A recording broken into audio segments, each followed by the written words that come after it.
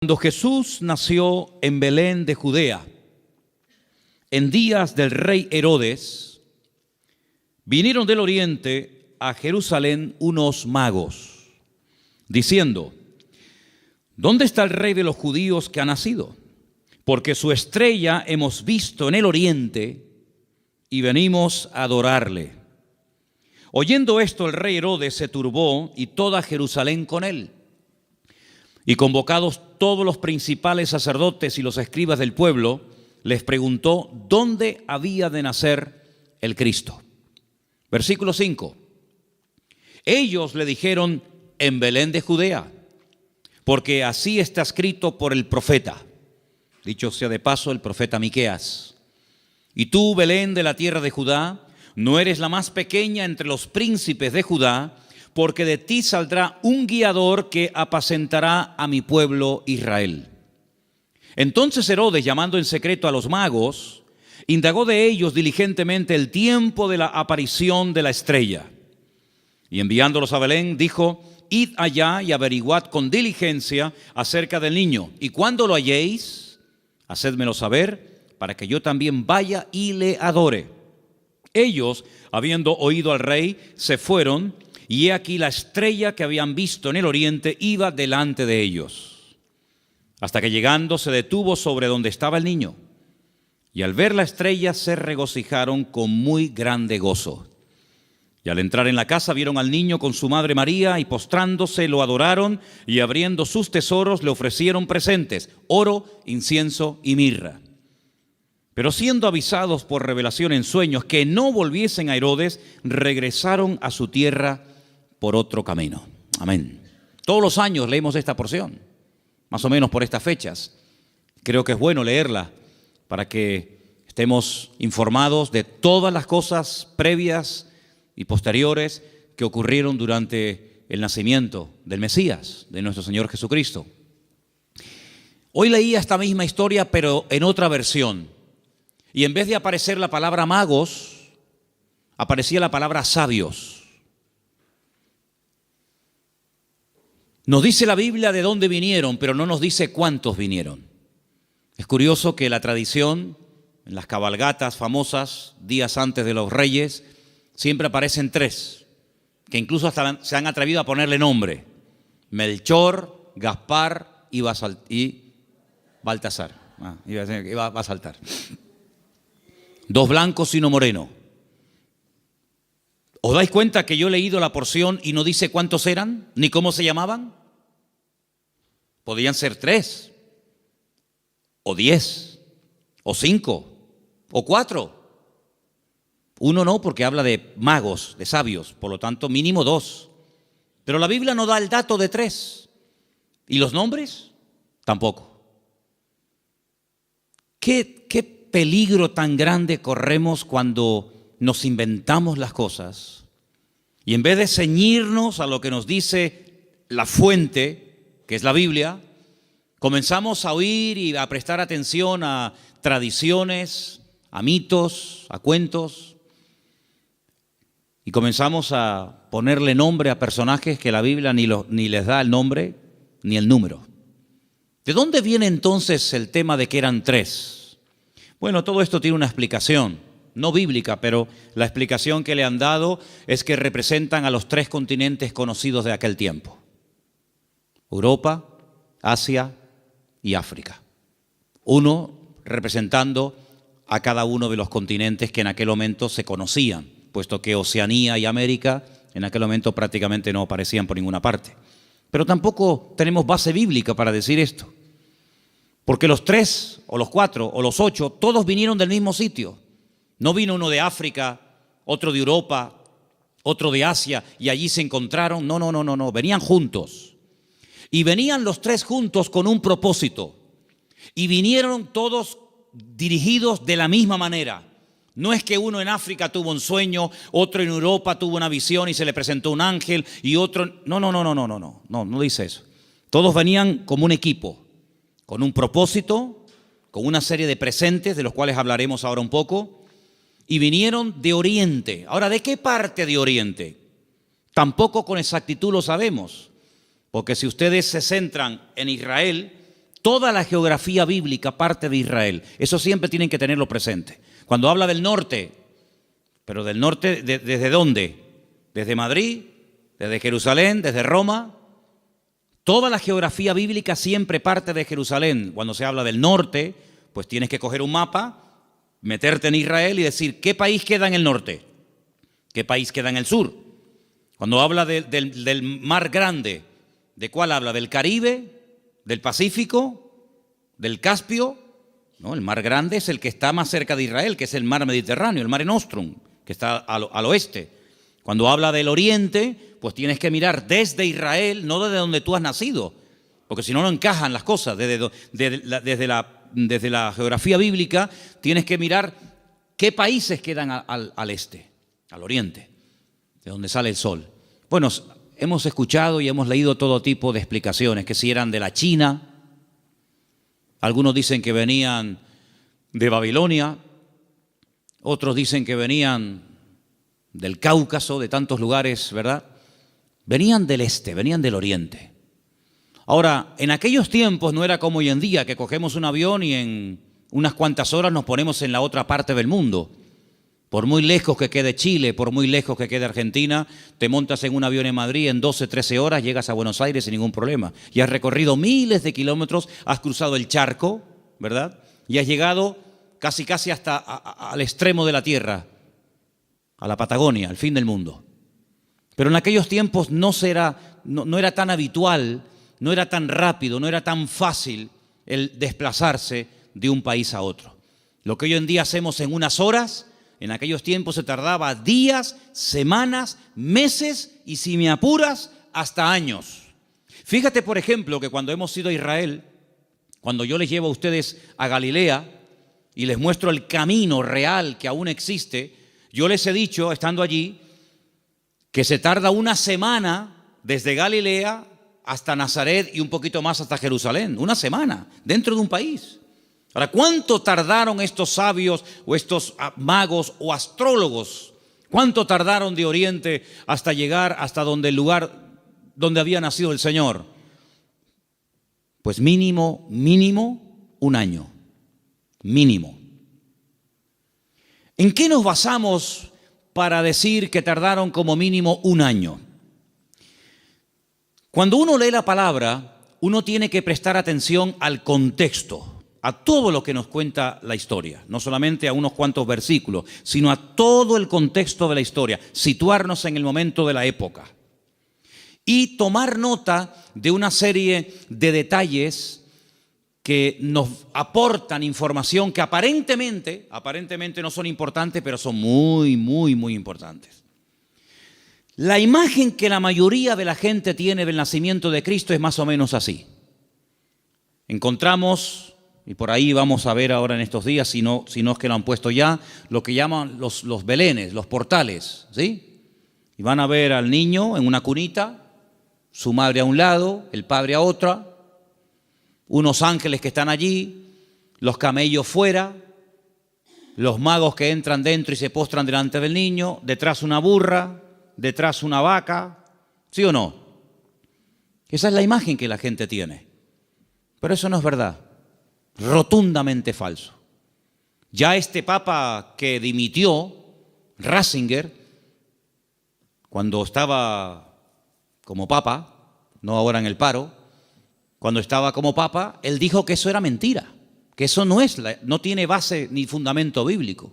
Allí no estaban todos juntos, el niño, la madre, los animales, los magos, los pastores. Eso es rotundamente falso. Pero es la imagen que la gente tiene. Entonces la gente cuando va al pesebre o al portal que hacen aquí en el ayuntamiento o en otros lugares, pues ve a todos juntos. Sin embargo, si ustedes se fijan, hemos leído en esta noche en el versículo 11 una palabra clave para poder ir desgranando y explicando esta porción. Dice que al entrar en la casa, en todas las Biblias tiene que poner eso, sea de la versión que sea. En todas las Biblias tiene que poner, cuando entraron en la casa vieron al niño con su madre postrado y lo adoraron. En la casa.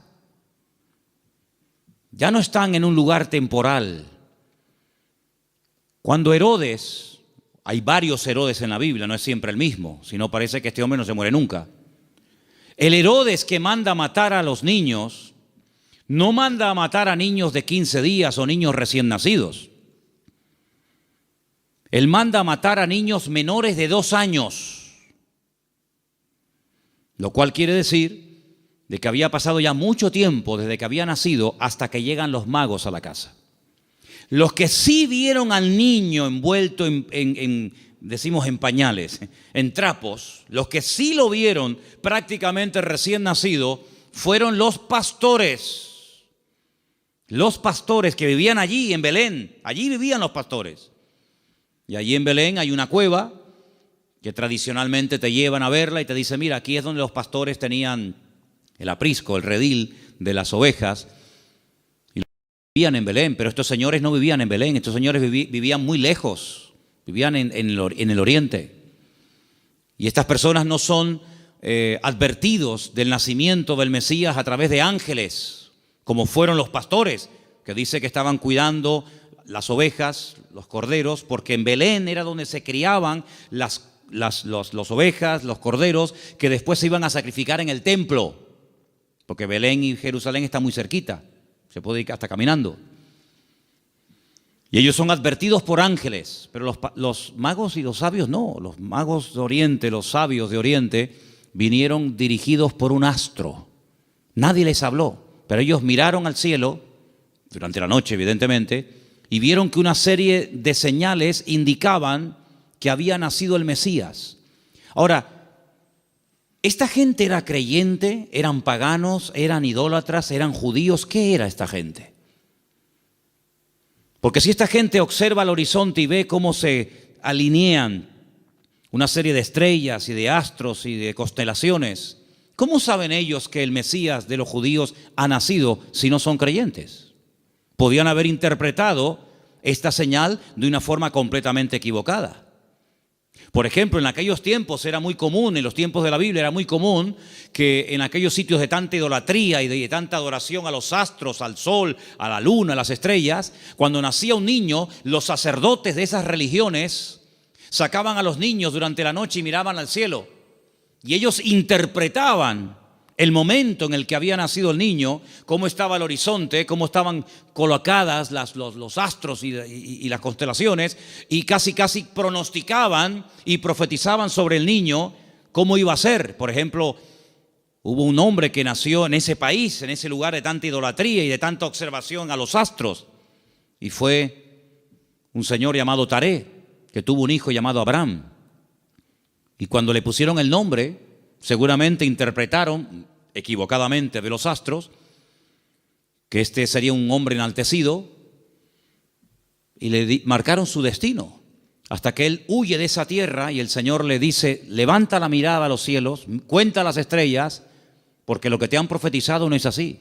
¿Cuánta gente queda marcada por la visita a un mago, a un astrólogo, a un curandero o a un adivino, y alguien le dijo que su hija o su hijo, su marido o su esposa o tú o no sé quién iba a pasar esto, esto y esto, y esa palabra falsa quedó ahí impregnada, pero como tú la has creído, a esa mentira tú la alimentas y le das fuerza, y el diablo se mueve en la mentira, el diablo se mueve en la ignorancia. Entonces te dice, no, es que tú vas a tener un niño, pero se va a morir a corta edad.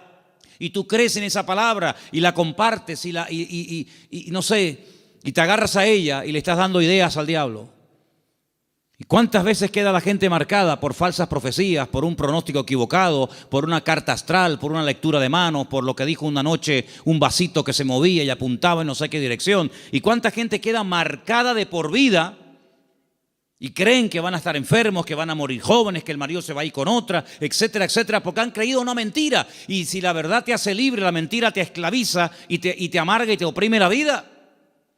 Pero estos hombres, cuando miraron, ellos creían que aquel Leo y aquellas estrellas, ellos creían que aquello tenía un propósito y una razón. Y ellos no dijeron, ¿será que van a ser un rey en nuestra tierra? ¿Será que va a haber una catástrofe, un tsunami, un terremoto? No, ellos no se equivocaron. Ellos interpretaron correctamente aquello. Y se ponen en marcha. Y como mínimo, te dije antes que tardaron 1 año. Y ellos no van yendo por todos los países preguntando, oye, ¿será aquí? ¿Será allí? Como aquellos que aquella noche cuando oyeron la palabra profética del Señor que dice, uno de vosotros me va a entregar. Todos dijeron, seré yo, seré yo, seré yo, seré yo, todos menos uno que dijo quién es. Los magos, los sabios de Oriente no comenzaron a ir por Europa, por África, diciendo, será por aquí, será por allá. No, esa estrella, su estrella, no una cualquiera, su estrella, esa señal profética marcada en el cielo, indicaba en una dirección. Ellos seguían y llegaron nada más y nada menos que al sitio correcto, al país correcto y al pueblo correcto, Belén de Judea. Y cuando llegan allí, a Herodes, que era el rey que los romanos habían puesto como un títere, le preguntan, ¿dónde está el rey de los judíos? Porque su estrella hemos visto en el oriente y venimos a adorarle. Le están haciendo esta pregunta a un rey. No le están haciendo esta pregunta a un esclavo. No le están haciendo esta pregunta a uno que encuentran por la calle, sino que van al palacio, al Herodión, que aún se puede visitar en Belén, ¿verdad? Y le están preguntando al rey, que supuestamente es el rey de los judíos, ¿dónde está el rey de los judíos? Porque venimos a adorarle. Y ellos reconocen que ese con el que están hablando no es. Claro, por eso dice que se produjo una consternación. La gente comenzó a decir, oye, han venido gente de lejísimos, cargados con unos presentes y unos regalos, una fortuna en oro, en incienso y en mirra. Y dice que vienen a adorar al rey de los judíos y dicen que su estrella han visto en el oriente y estas noticias corrieron hasta Jerusalén y se produjo un tumulto tremendo porque la gente decía, pero ¿a quién se refieren? Es decir, había nacido el Mesías, profetizado durante siglos y siglos y nadie se había enterado. Fue como un nacimiento secreto.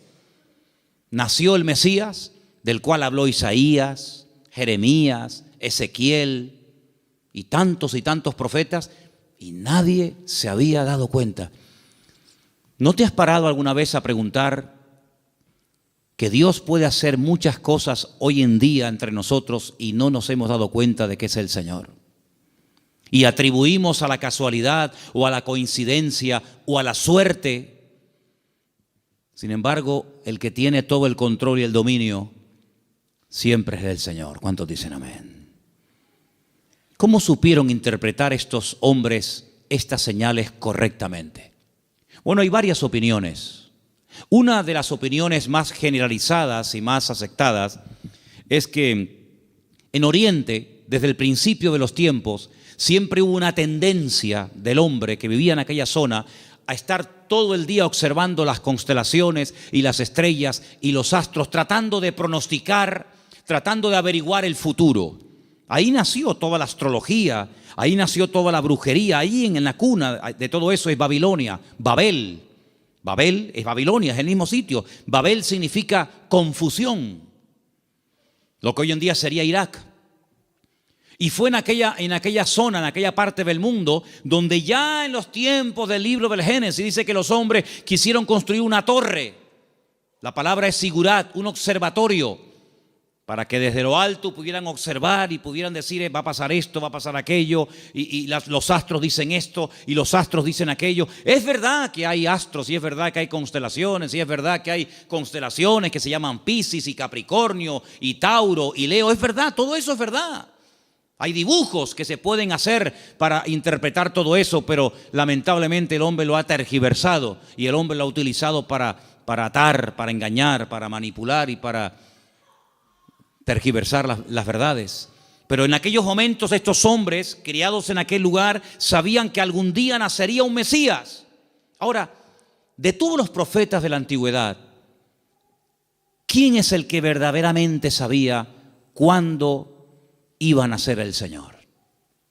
Porque esta profecía que hemos leído esta noche, la vuelvo a leer en Mateo 1:6, y tú, Belén de la tierra de Judá, no eres la más pequeña entre los príncipes de Judá, porque de ti saldrá un guiador que apacentará a mi pueblo Israel. Estas palabras están fechadas entre el 738 y el 698 antes de Cristo. Son palabras del profeta Miqueas. Ustedes pueden leerlo en el libro que tenemos en la Biblia que lleva su nombre, Miqueas.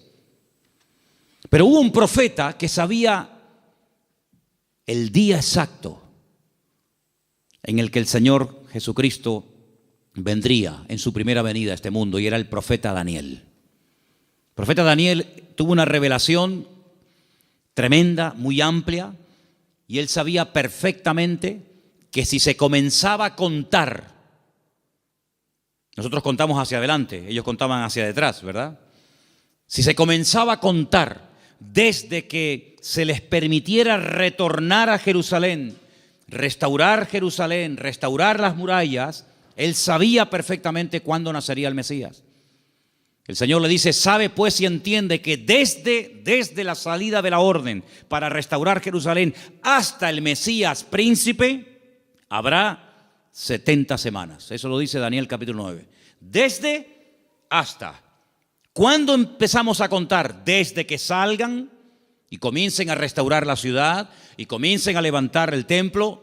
Desde que salgan hasta que venga pasarán 70 semanas.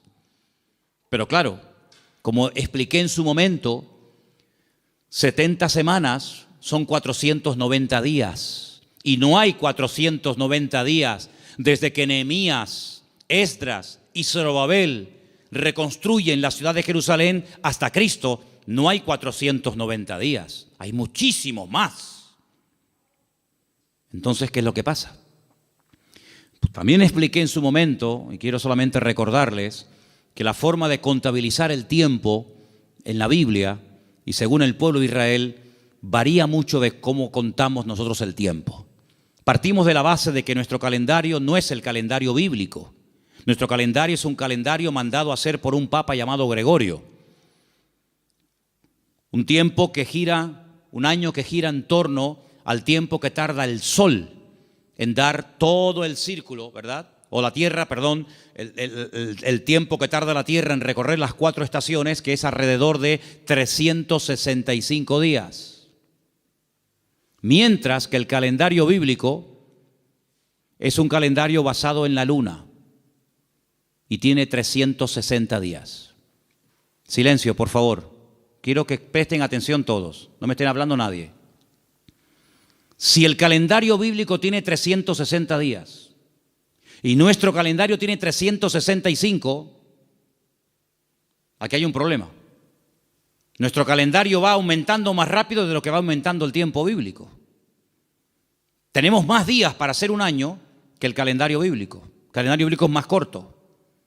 Primer problema. Segundo problema que tenemos. Nosotros contabilizamos el día a partir de las 12:01 de la noche. En la Biblia no se cuenta, estamos hoy a jueves, ¿verdad? ¿Hasta qué momento será jueves? Hasta las 12:01.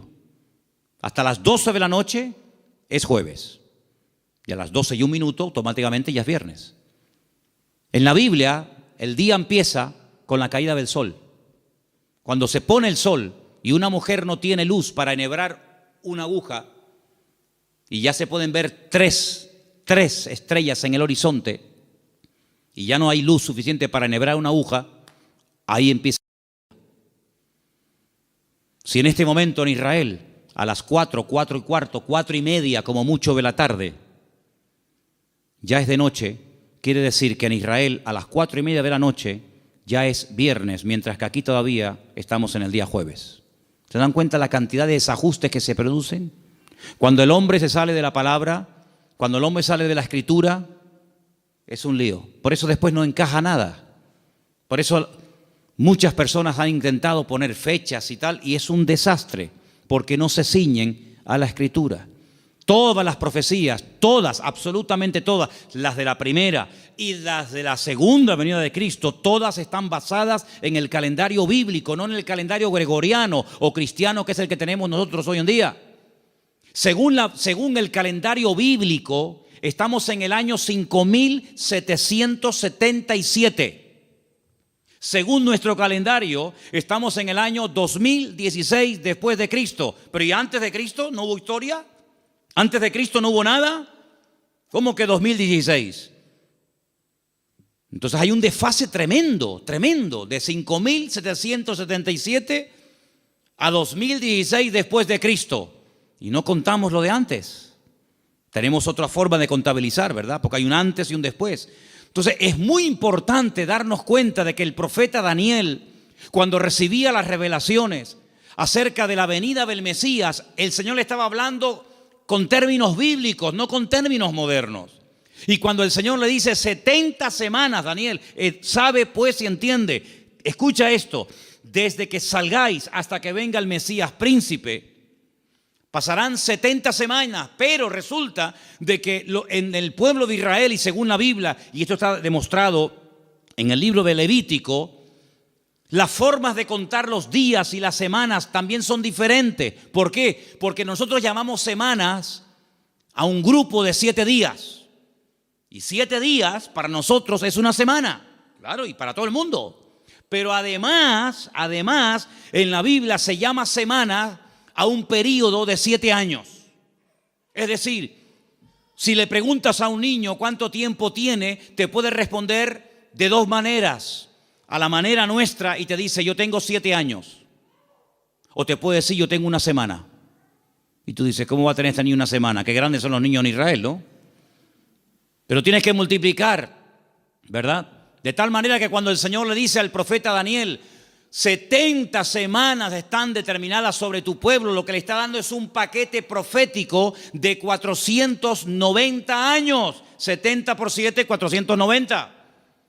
Y esos 490 años, hay diferentes bloques, diferentes características, diferentes sucesos, diferentes acontecimientos, que cuando tú lo sabes interpretar, pues tú dices, efectivamente, 483 años,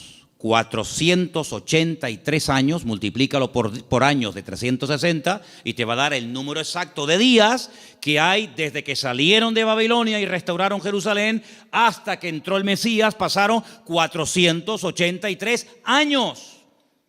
Pero dice, pero son 70 años, 70 semanas. Y la última semana, los últimos 7 años, son los famosos 7 años de la gran tribulación. Y todo encaja. La Biblia es matemática pura. Es la única ciencia exacta, las matemáticas. En todas partes del mundo, 2 y 2 son 4. En todas partes del mundo. Por encima del Ecuador y por debajo del Ecuador, 2 y 2 son 4. En todas partes del mundo. Es una ciencia exacta, ¿verdad? No se puede cuestionar. No es que aquí 2 y 2 son 4, allí son 3 y medio, allí son 8. No, en todas partes es igual.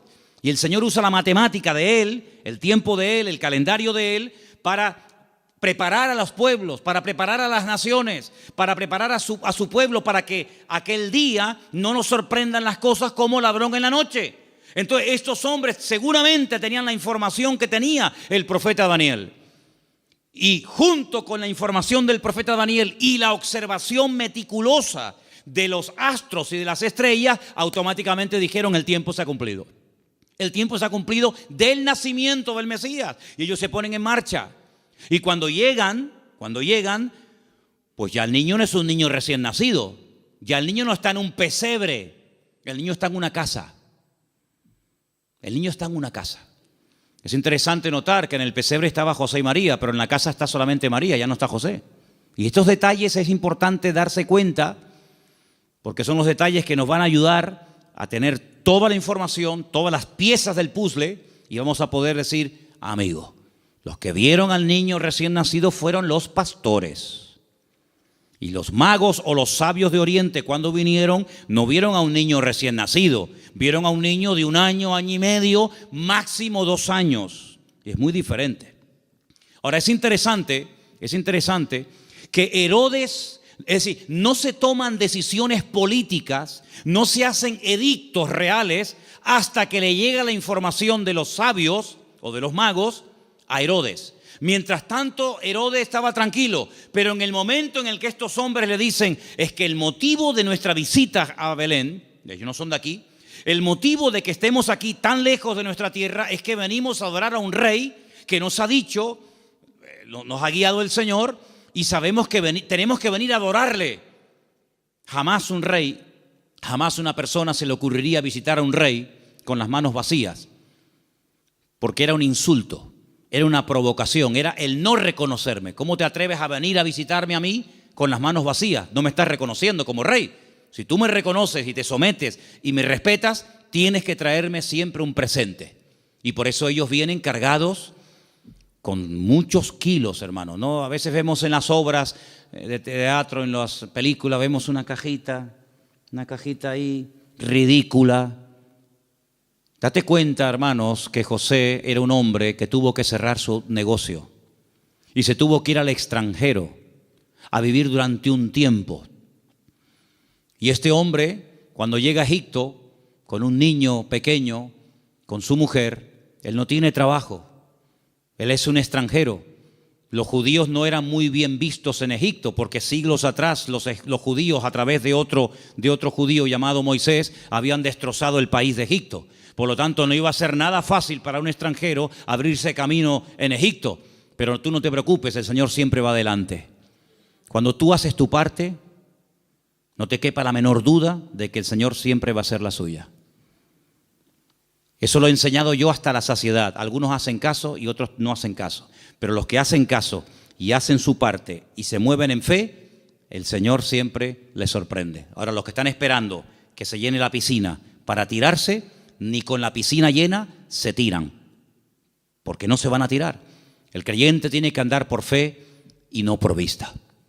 Ellos se dirigen hacia Belén, el lugar donde estaba escrito que tenía que nacer el Mesías, porque, hermanos, había tantos datos, tanta información, tantas profecías sobre el nacimiento y sobre la vida del Mesías, que era imposible cumplirla todas. No las voy a mencionar todas, evidentemente, pero se tenían que dar más de 150 profecías en aquel que decía que era el Mesías para poder reconocerlo, valga la redundancia, como el Mesías. Si una persona decía, yo soy el Mesías, y se le preguntaba, ¿de dónde tú eres? ¿Dónde has nacido? Y te decía, yo nací en Capernaum, tú no puedes ser el Mesías. Aunque hagas milagros, aunque prediques muy bonito, tú no puedes ser el Mesías. ¿Por qué? Porque tú no has nacido en Belén de Judea. Por lo tanto, si alguien se levantaba y decía, yo soy el Mesías, y predicaba y hacía milagros, qué bien, ¿será este el Mesías? ¿Cómo te llamas? Yo, Santiago, Jacobo. Tú no puedes ser el Mesías. ¿Por qué? Porque el Señor dice cómo se iba a llamar el Mesías. Si alguien se levantaba y decía, yo soy el Mesías, he sanado enfermos, mudos, ciegos, paralíticos, he resucitado muertos, he limpiado leprosos, y la gente se quedaba con la boca abierta. Si a alguien se le ocurría preguntarle, ¿de qué tribu eres? ¿Cuál es el origen de tu familia? Y te decía, yo soy de la tribu de Neftalí. Le podía decir, tú eres un falso Mesías. ¿Por qué? Porque la Biblia profetizaba que tenía que ser de la tribu de Judá. No de otra tribu, sino de la tribu de Judá. Por lo tanto, hermanos, era prácticamente imposible que en una persona coincidieran todos los detalles de Belén de Judea, de una joven que nació como nació, de la tribu de Judá, etcétera, etcétera, etcétera. Más aparte, todas las profecías que tenían que llevarse a cabo durante su ministerio público, aparte cómo lo iban a crucificar, porque el Mesías tenía que morir crucificado, no podía morir de viejo, no podía morir de un tiro, de una flecha, de un arco, de una jabalina, no podía morir de un infarto, tenía que morir crucificado entre dos malhechores, no entre 10, no entre 2. Y no le podían partir ni un solo hueso. Eso es imposible, a un crucificado que no le partan ni un hueso. Se los partieron al de la izquierda, se los partieron al de la derecha, pero a Jesús no. A Jesús no. No le podían partir ningún hueso. Y iba a morir como un inicuo, como un pecador, como un vil pecador, pero iba a ser enterrado como un rico. Tantos y tantos detalles que era prácticamente imposible. Pero suponte, imagínate que de los 150 detalles proféticos que tenían que cumplirse en él, una persona cumpliera 149. Pero queda el examen final, el más difícil de todos, la resurrección. Te han horadado las manos y los pies, te han crucificado entre ladrones, te han enterrado en un buen sepulcro, han sorteado tus vestiduras, te ha negado uno de tus discípulos, etcétera, etcétera, etcétera. Pero al tercer día no has resucitado. Por lo tanto, aunque cumpliera con 149 profecías, si no cumplía con el examen final, con la PAU, no apruebas el examen, amigo. Por lo tanto, hermanos, cuando estos hombres se ponen en marcha, no es por emociones, no es por un sentimiento pasajero, sino es porque están coincidiendo tantas cosas que ellos van en fe y en obediencia, guiados milagrosamente a través del desierto, probablemente un viaje de más de un año hasta llegar a Belén de Judea. Cuando ellos llegan y le dicen a Herodes que vienen a adorar al Señor, resulta de que le presentan 3 tipos de regalos. Vamos a leerlos nuevamente, por favor. Estamos en Mateo capítulo 2, versículo 11. ¿Lo ponemos? Mateo 2:11. Al entrar en la casa vieron al niño con su madre María y postrándose lo adoraron. Y abriendo sus tesoros le ofrecieron presentes, oro, incienso y mirra. Algunos comentarios dicen que Daniel, cuando recibió la revelación, que la tenemos en la Biblia, por si te interesa conocerla, del nacimiento del Mesías, y también de su reinado, pero estamos hablando de su primera venida, Daniel vivía en el palacio con el rey Nabucodonosor, ¿os acordáis, verdad? Después con Belsasar y después con otros también.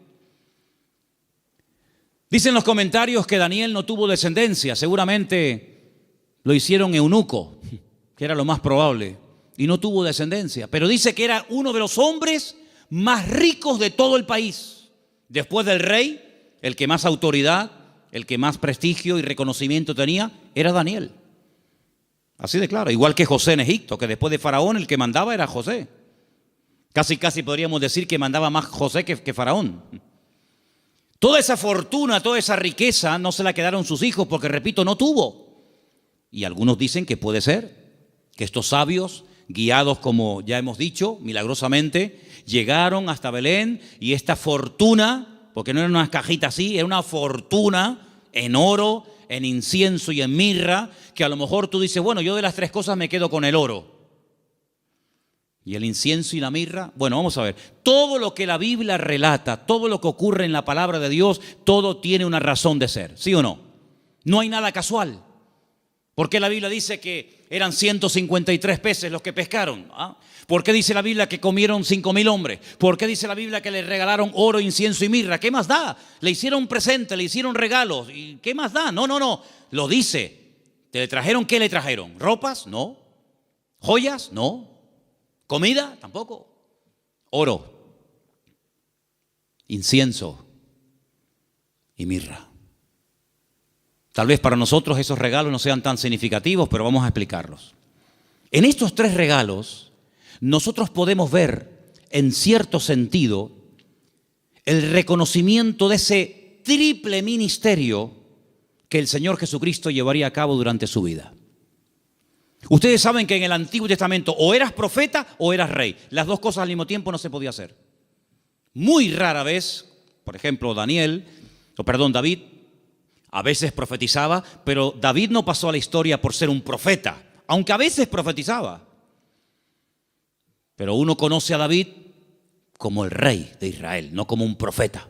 Sin embargo, a Isaías lo conocemos como un profeta. Sin embargo, en la figura de Cristo, en la figura del Mesías, se iban a dar 3 características únicas de él: rey, profeta y sacerdote. Rey, profeta y sacerdote.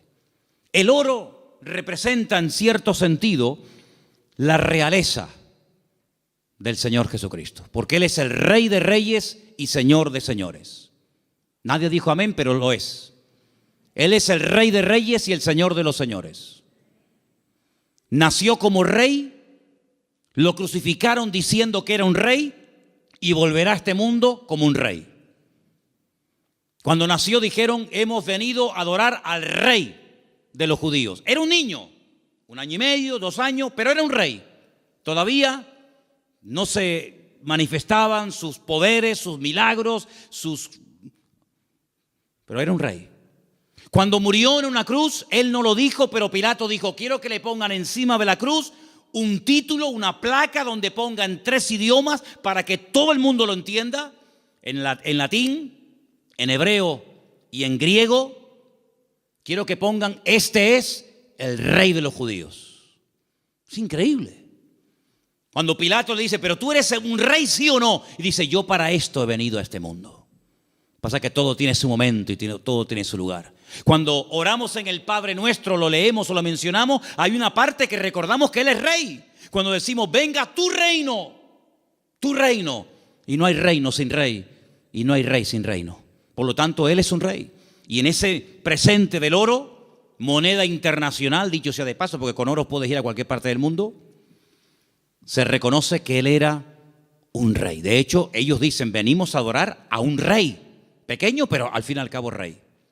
Luego resulta de que el Señor Jesucristo era profeta, era la voz del Padre, era el que anunciaba las buenas nuevas de salvación a los quebrantados de corazón, a los ciegos, a los prisioneros, a los pobres. Él proclamaba el mensaje, era un profeta. Y ahí lo vemos, hermanos, como la mirra. La mirra era lo que se utilizaba, ¿verdad?, en los ungüentos para ungir a las personas.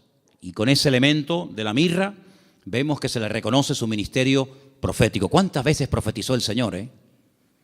¿Recuerdan alguna profecía que dijo el Señor? Yo recuerdo muchas. Por ejemplo, una muy sencilla, pero que se cumplió literalmente.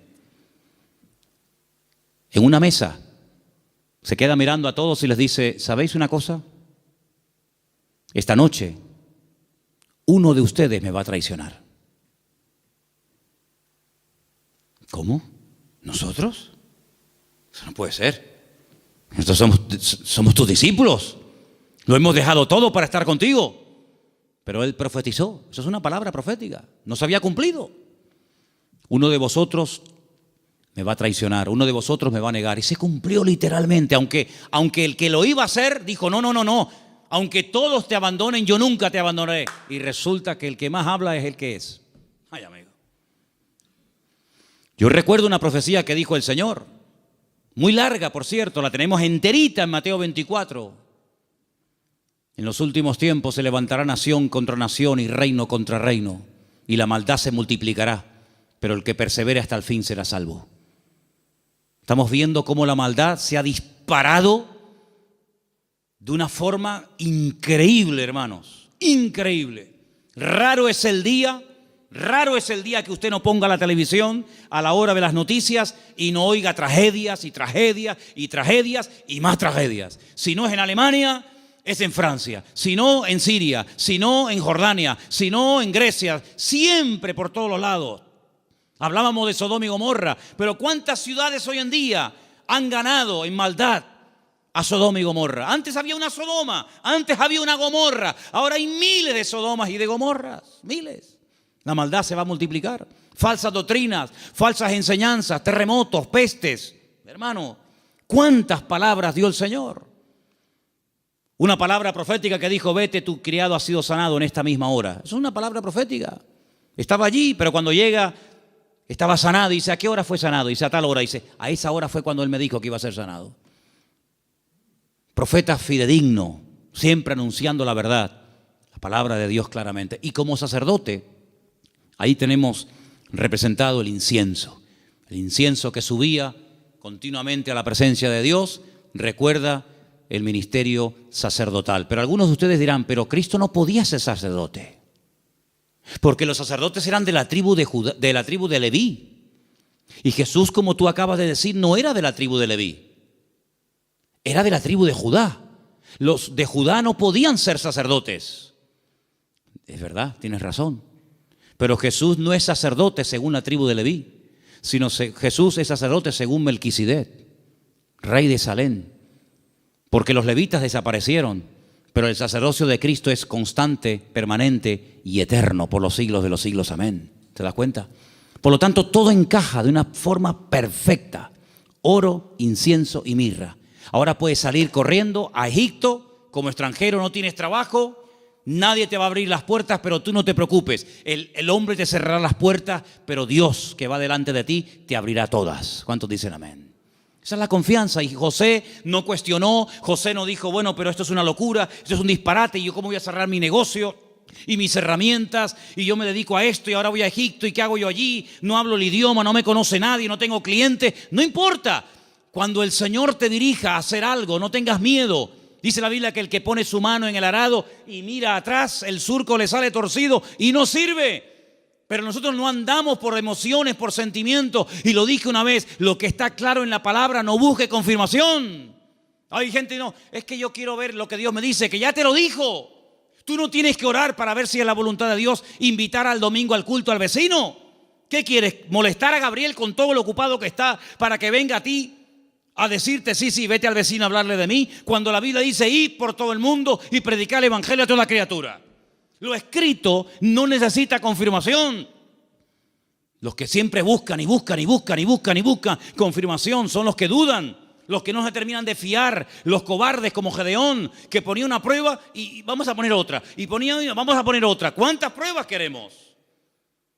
Por lo tanto, hermanos, la visita de esta gente fue algo realmente increíble, algo tremendo. Pero, al mismo tiempo, tengo que decir que Herodes le dio un encargo. Herodes le dijo, bueno, pues díganme dónde está exactamente, para que yo después vaya y también le adore juntamente con ustedes. Estaba mintiendo, estaba diciendo mentiras. Nunca fue a adorarlo, al contrario. Al contrario.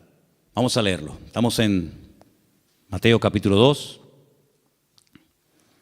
Después que partieron ellos, he aquí un ángel del Señor se le apareció en sueños a José y le dijo, levántate, toma al niño y a su madre, huye a Egipto y permanece allá hasta que yo te lo diga. Porque acontecerá que Herodes buscará al niño para matarlo. ¿Te das cuenta? Para matarlo. Le dijo a los sabios, no, yo quiero adorarle. Pero es mentira, lo quiere matar. Es falso. Y él despertando tomó de noche. Pero si el Señor me ha hablado, cuanto antes ponga la palabra en práctica, mejor. ¿Para qué esperar a mañana? De noche, me levanté. Se levantó de noche. Y dice, tomó al niño y a su madre y se fue a Egipto. Y estuvo allá hasta la muerte de Herodes, para que se cumpliese lo dicho por el Señor por medio del profeta, cuando dijo, de Egipto llamé a mi hijo. Entonces Herodes, cuando se vio burlado por los magos, se enojó mucho y mandó matar a todos los niños menores de 2 años.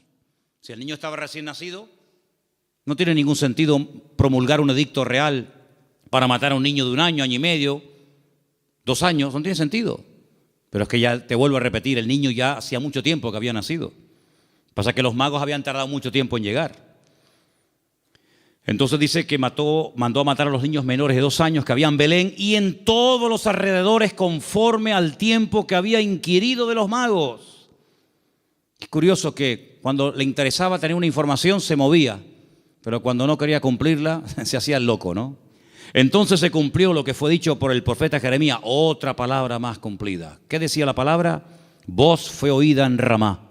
Grande lamentación, lloro y gemido. Raquel, que llora a sus hijos y no quiso ser consolada porque perecieron. Pero después de la muerte de Herodes, aquí un ángel del Señor le apareció en sueños a José en Egipto y le dijo, levántate, toma al niño y a su madre y vete a la tierra de Israel, porque han muerto los que procuran la muerte del niño. ¿Cómo iba a saber José en Egipto sin WhatsApp, sin Facebook, sin ordenador, sin nada? Que ya puedo volver a casa. ¿Cómo lo puedo saber? Toda la información que necesitamos saber la sabe el Señor. Y cuando el Señor te diga, vuelve otra vez, fíate, porque el Señor sabe perfectamente que el tiempo de la muerte de Herodes ha llegado. Era un hombre que se dejaba, se habla mucho de María, pero la verdad que este hombre era un hombre increíble, un hombre extraordinario. Un hombre obediente, un hombre sumiso. Un hombre que no cuestiona, no es un hombre lleno de dudas, sino es un hombre que se deja guiar de una forma tremenda. Ellos, habiendo oído que el rey, estamos en el versículo 21, ¿verdad? Entonces él se levantó, tomó al niño, a su madre y vino a la tierra de Israel. Pero oyendo que Arquelao reinaba en Judea, en lugar de Herodes, su padre, tuvo temor de ir allá. Pero avisado por revelación en sueños, se fue a la región de Galilea, bien arriba al norte. Y vino y habitó en la ciudad que se llama Nazaret, para que se cumpliese lo que fue dicho por los profetas, que había de ser llamado Nazareno.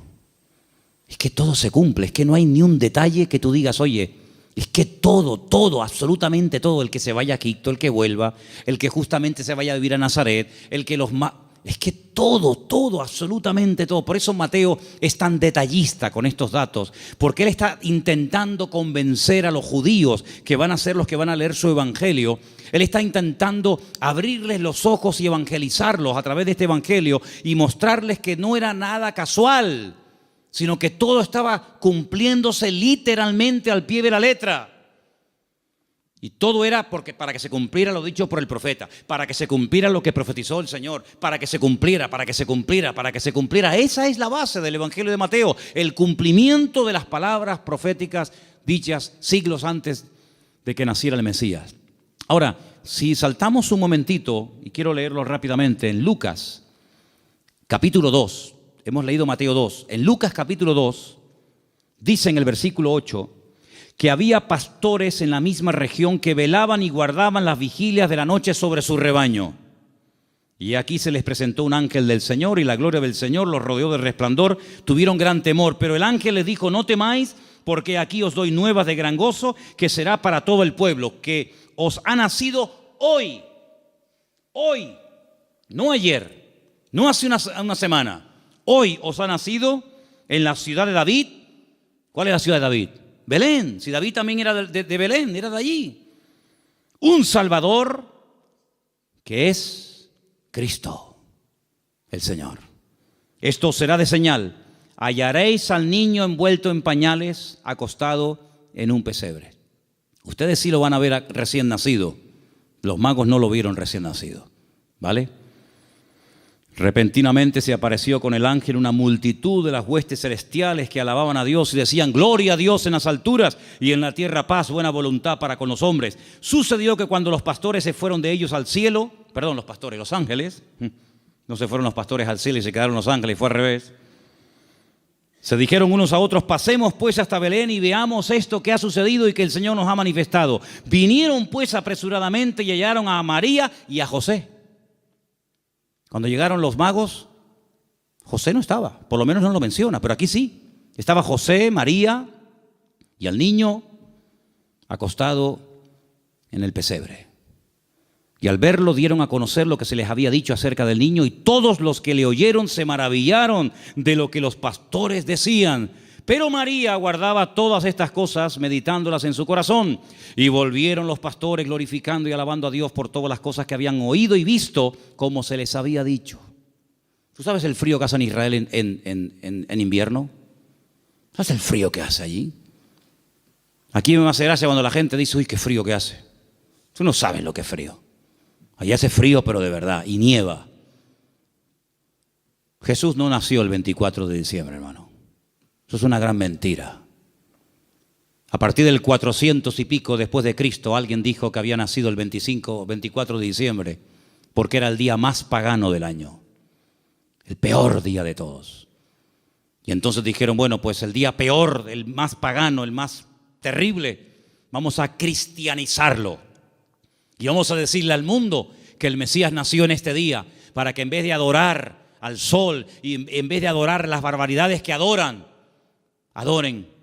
al Rey, al Señor Jesús. Y desde ese momento, pues se instituyó pues esa fecha.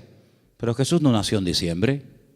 Jesús nació, y se puede demostrar bíblicamente, y en la página web Luis ha hecho un trabajo extraordinario de las tablas de los tiempos en los que ministraban los sacerdotes en el templo en Jerusalén, etcétera, etcétera. Jesús nació entre septiembre y el mes de octubre. Entre septiembre y octubre. ¿Os dais cuenta también el detalle de Lucas, que no habla de animales dentro del pesebre? Judío jamás en la vida dormiría junto a animales. Jamás en la vida. Usted no puede leer la Biblia, y menos el Nuevo Testamento, con una visión occidental o puramente cristiana, porque usted no tiene ningún problema en ver una vaca, una oveja, una cabra y una mujer y un... No, perdone. El judío es tremendamente escrupuloso para eso. Los animales jamás conviven con los hombres, ni los hombres conviven con los animales. Ese es el cuento. Yo siempre he dicho que el portal de Belén es idolatría en miniatura, ¿o no? ¿Qué diferencia hay entre tener a un Cristo así de grande y tener uno así chiquitito? Bueno, perdón, cuando yo era pequeño, mi madre tenía en lo que se llamaban el portal de Belén un cacho de Cristo así, De pequeño nada, era así, desnudito, con el pañalito y con los deditos así. Y con una corona así, y con una cunita como de paja. ¿Qué diferencia hay entre adorar a un Cristo así, o uno así, o uno así, o uno así? Ninguna. El tamaño no hace mayor o menor el pecado. No te harás imagen, dice la Biblia. No te harás imagen. No te harás imagen. ¿Dónde dice eso? Éxodo 20. No te harás imagen de lo que está arriba, ni abajo, ni aún debajo de la tierra. Ni te postrarás, ni las honrarás. En la casa de un creyente no puede haber ningún tipo de imágenes, ni de santitos, ni de vírgenes, ni de Cristo, ni de nada habido por haber. Es que es el Señor. ¿Qué es Señor? Es que es María, es que es José. No, eso es falso. Un pesebre, un portal es idolatría en miniatura. Idolatría en miniatura. Y la Biblia prohíbe a un creyente adorar y hacer, no solamente, es que yo no lo adoro, pero lo ha hecho. Dice la Biblia, no te harás. Porque no solamente dice no adorarás, sino dice no te harás. ¿Qué diferencia hay? Bueno, yo no la adoro, pero la ha hecho, por lo tanto es lo mismo. Eso no es de Dios, eso no es de Dios. Entonces, queridos hermanos, no nació en diciembre, porque dice que estaban cuidando las vigilias de la noche. Los pastores en diciembre no están al aire libre, pasando frío, con nieve y con temperaturas bajo cero, sino que están guardados. Era la fiesta, entre septiembre y octubre, era una fiesta, por eso todo estaba lleno. No había lugar, claro, ¿por qué no había lugar? Tanta gente allá en aquellos días, en aquel lugar, en aquellos días sí. ¿Por qué? Porque era la famosa fiesta de los tabernáculos, la fiesta de Sucot. Y se tradujo la palabra sucá por la palabra pesebre, y así todo quedó bonito. Era una cabaña improvisada donde él pudo estar con su mujer, dando a luz, pero nada de vaquitas, ni cabras, ni ovejas, ni animales dentro, en absoluto, para nada, para nada. Por lo tanto, hermanos, lo que tenemos que hacer es leer más la palabra, prestar atención a lo que dice la Biblia, menos películas y menos clichés que tenemos en la cabeza que nos han metido desde que somos pequeñitos. Y sobre todo, hermanos, quiero terminar diciendo esto. Y el domingo lo voy a repetir hasta la saciedad, me lo vais a escuchar. ¿Habéis escuchado en estos días la palabra Jesús, la palabra Cristo? Yo no la he escuchado por ningún lado. Yo no la he escuchado. Papá Noel, bengalas, piñata, langostino, sidra, árboles, cintitas, todo lo que usted quiera, regalos, todo lo que... Pero a Jesús, todo esto, la fiesta es en torno a ¿quién? ¿Quién es el protagonista de la historia? ¿Quién es este señor gordo, vestido de rojo, que nos lo quieren meter hasta en la sopa? ¿Quién es este tipo? ¿Quién es este señor? ¿De dónde viene este señor? De San Nicolás, dicen los venezolanos, el San Nicolás, Papá Noel, Santa Claus. Santa Claus. Yo al único santo que conozco es al Señor Jesucristo, Señor de señores y Rey de reyes. No conozco a ninguno más. Hermano, o nos vamos a la Biblia o nos salimos de la misma. El protagonista en estos días no es Papá Noel, no son los magos, no es el arbolito. El protagonista tiene que ser nuestro Señor Jesucristo, que aunque el mundo diga que ha nacido en diciembre, bueno, está bien, diciembre, enero, ¿qué más da? Lo importante es que tenemos que recordar de una forma especial, una vez al año, que el Señor Jesucristo vino, pero ¿vino para qué? ¿Para qué vino? ¿Para qué vino? Y todo eso, Dios mediante, lo explicaremos el domingo, porque el tema del programa del domingo es ¿qué es la Navidad? Y lógicamente para explicar lo que es la Navidad, tendré que explicar previamente lo que no es la Navidad. Pero hermano, nosotros no entramos en ese juego de consumismo. Si usted el 24 por la noche no puede tener la mesa llena de comida, no se preocupe, no pasa nada, hermano. El protagonista no somos nosotros, regalo va, regalo viene. Pero ¿a quién le llevaron los sabios regalos? ¿A quién? ¿A José? ¿A María? ¿A quién fueron a adorar? ¿A quién queremos adorar nosotros, hermano? ¿No lo queremos adorar a Él? ¿Al Señor tu Dios adorarás y a Él solo servirás? Pues todo este tinglado, este negocio y este comercio que ha inventado el hombre, que muchos negocios están esperando que llegue la Navidad para ver si vendo más, para ver si... Hermanos, esto no tiene nada que ver, esto no tiene nada que ver. Nosotros queremos dar testimonio de que el Señor vino a este mundo para morir por nosotros en una cruz y resucitar y perdonar nuestros pecados. Eso es a lo que vino el Señor. Que en cierto sentido, sí, fue un día alegre el día de su nacimiento, pero también fue el principio del fin. En el sentido de que ese niño hermoso y bonito y anunciado por ángeles y profetizado por centenares de profetas ha nacido para morir y morir de una forma terrible, terrible. Y nosotros sabemos todo eso y vamos a decirle al mundo, hermano, amigo, él vino para esto, pero nadie habla de Cristo, ni en la 3, ni en la 5, ni en ningún canal, ni en ninguna radio. Nadie habla del verdadero motivo por el que adornamos las casas, por el que se adornan las ciudades. Nadie habla de Él. Y sin Cristo, ¿la Navidad qué es? Nada.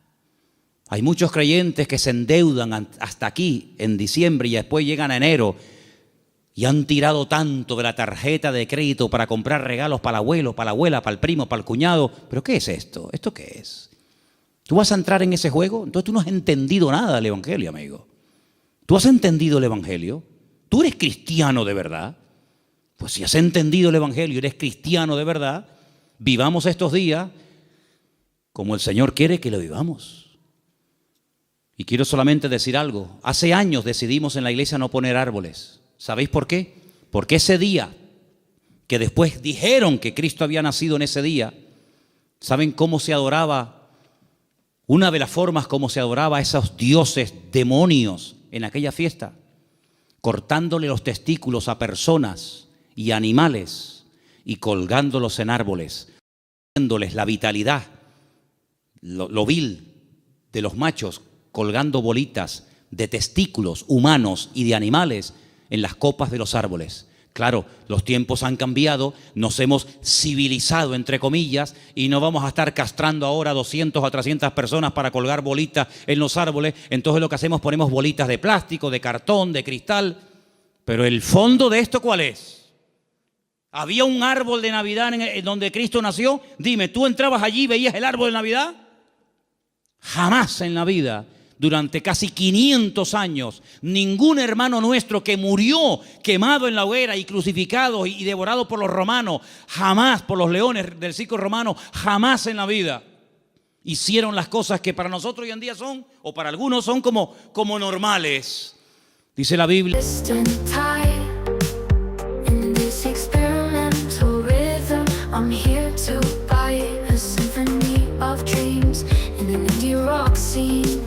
In this layered dance where my heart's been. I'm lost in the music, in this simple dream, with a classic tune that I can't quite see. Lay a female voice in the alt rock light, in this haunting song where dreams ignite. Ooh, ooh, ooh, ooh.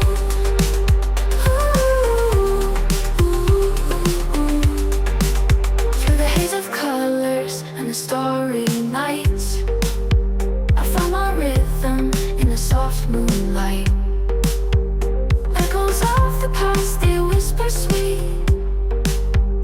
In this rock world where the beat repeats, melodic whispers like a distant tide.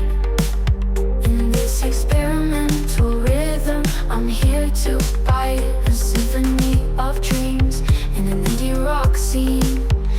Layered dance where my heart's been.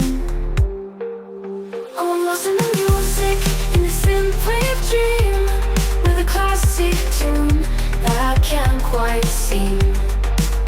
Lay a female voice in the alt rock light, in this haunting song where dreams ignite. Through the heart of the night where the guitars play, I found my rhythm in the soft moon's away. A sweet surrender to the rock beat, in this haunting moment where my heart skips a beat. Oh, I'm lost in the music, in the simple dream.